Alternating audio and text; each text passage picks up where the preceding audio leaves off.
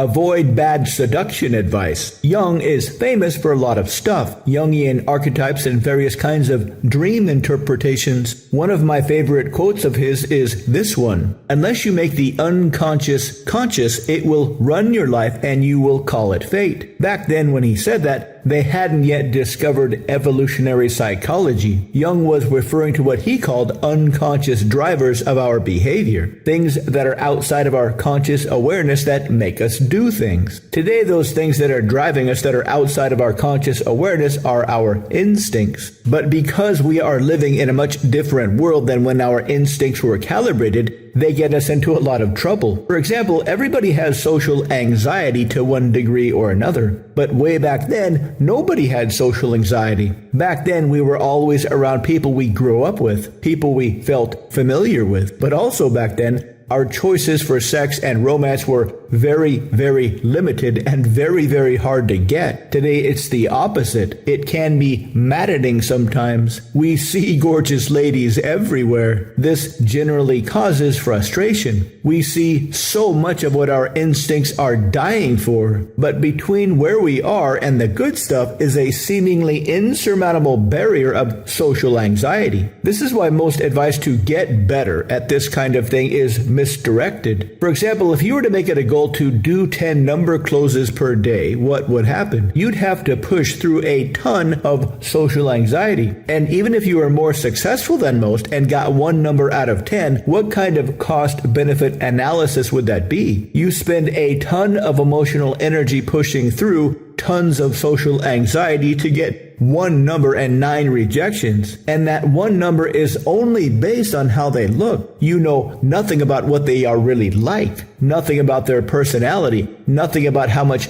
debt they may have or how many partners they've had or their intelligence, their job, their plans, or anything.